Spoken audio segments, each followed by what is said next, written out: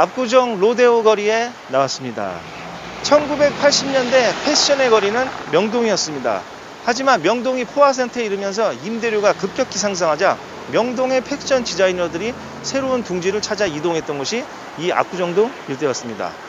강남 개발이 마무리되던 신도시였고 임대료도 명동과 비교하면 굉장히 저렴한 곳이었습니다. 당시 압구정동 일대는 부촌인 현대아파트와 반대쪽에는 상가주택이 있었으나 상권이 본격적이진 않았습니다.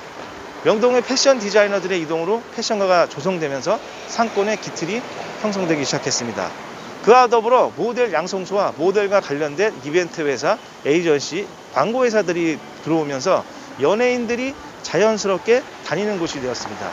이것이 전국으로 소문나면서 젊은 남녀들이 모여들고 외식업종, 유흥업종, 판매 매장들이 증가하면서 광역상권으로 발전하기 시작했습니다.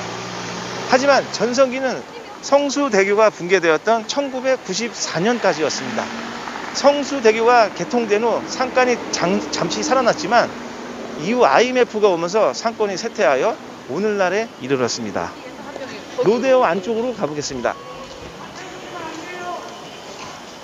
이 압구정동 로데오 상권은 혜성처럼 등장한 어떤 가수가 몇 개의 히트곡을 낸 후 반짝 스타로 사라진 것과 비교하면 될 것 같습니다.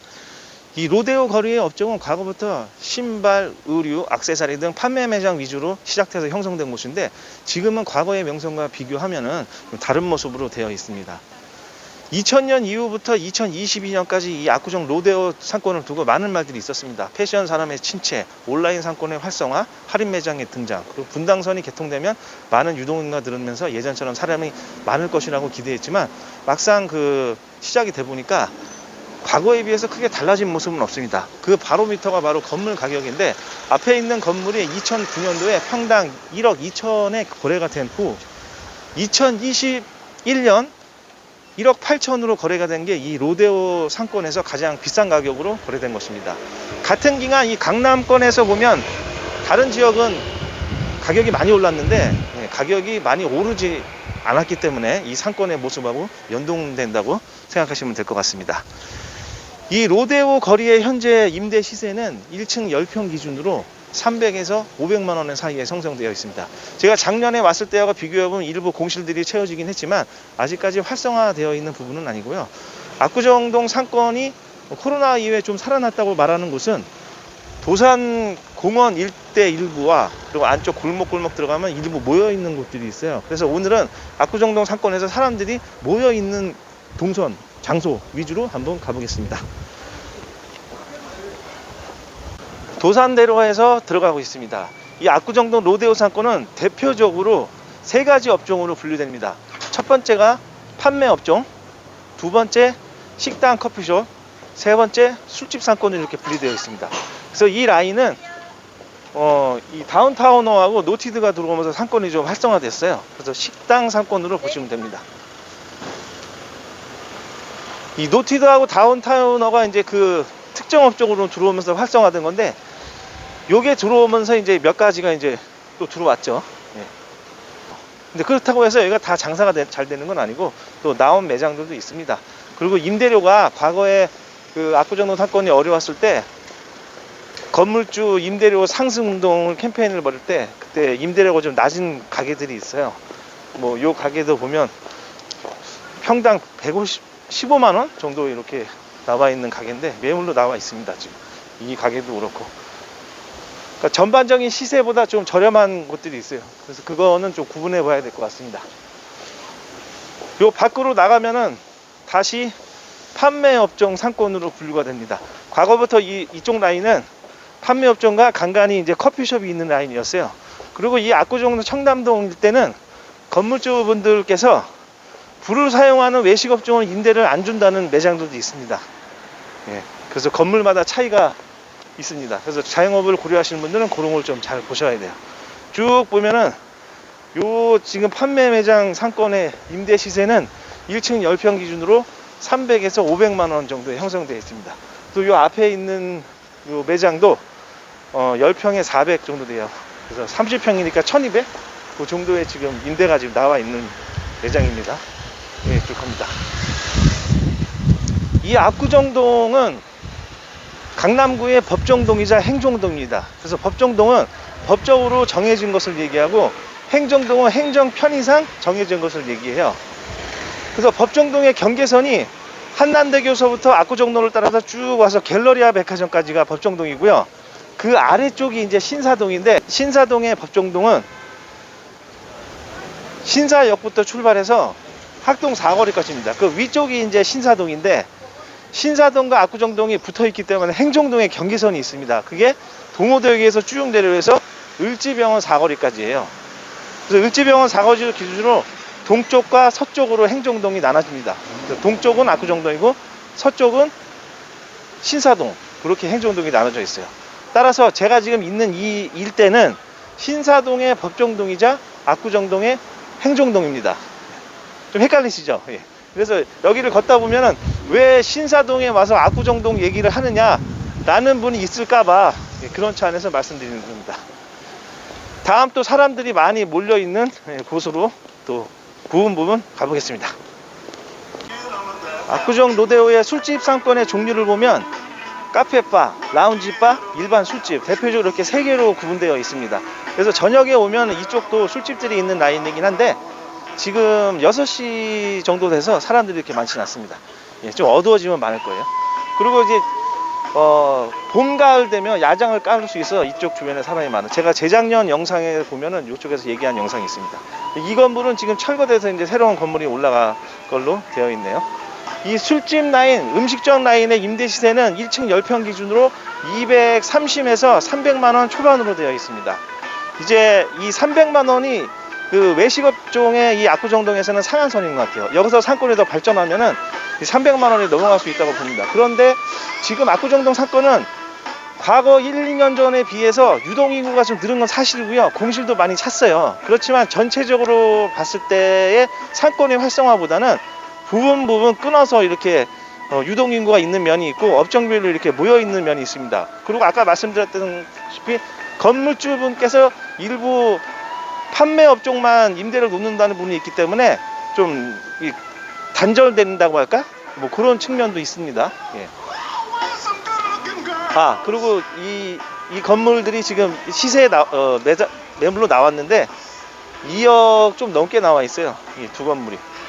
그리고 이 로데오 거리에서 제일 그러니까 높게 매매된 게 1억 8천이고 또 도산공원 맞은편 쪽에 2억 2천에 거래된 게 작년에 2건이 있더라고요. 그래서 아무튼 지금 현재 이 로데오 상권 전반적으로 봤을 때 매물이 지금 2억 2천에 나와 있는 것들이 가장 비쌉니다.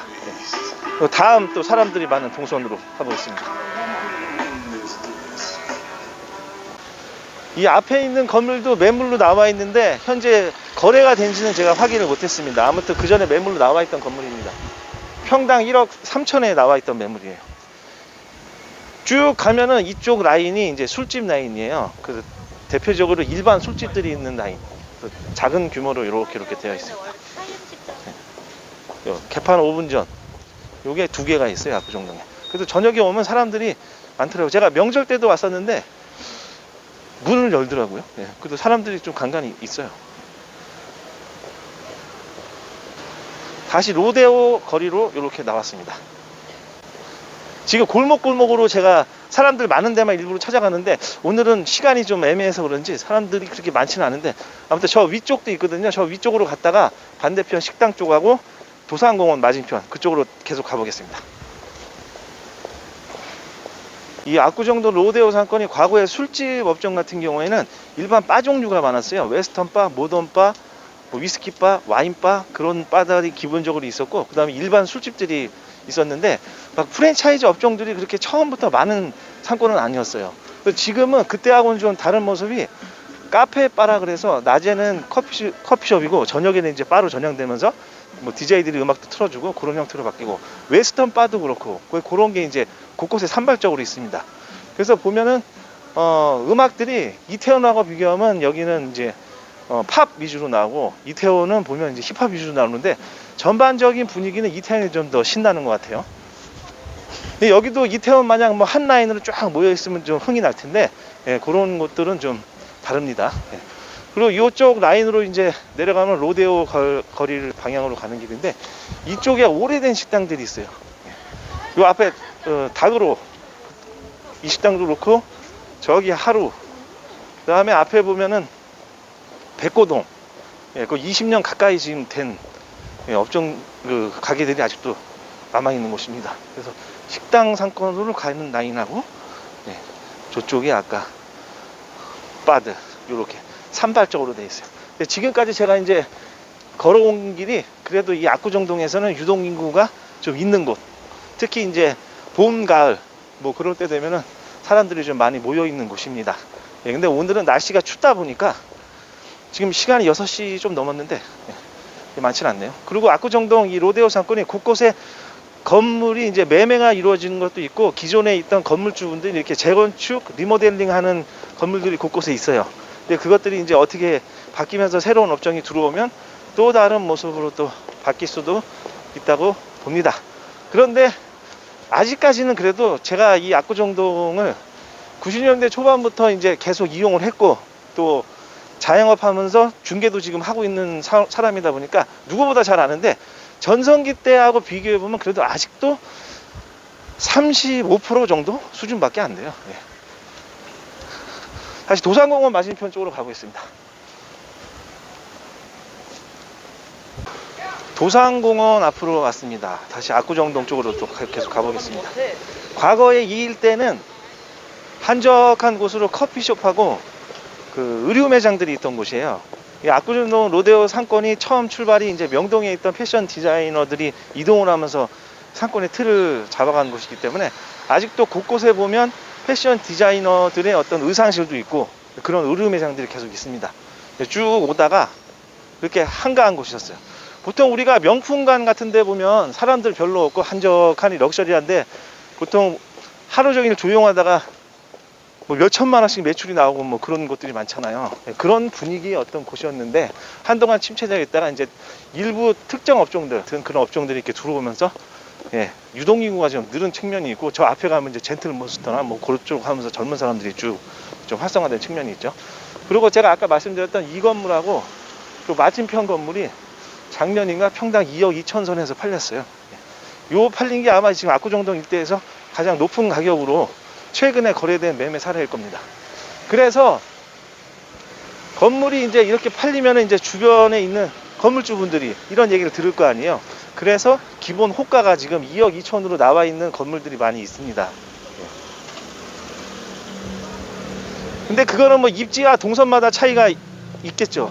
과거 압구정동 상권이 전성기 당시에 높은 지가와 임대료로 인해서 자영업자들이 떠나간 곳이 이제 가로수길이었어요.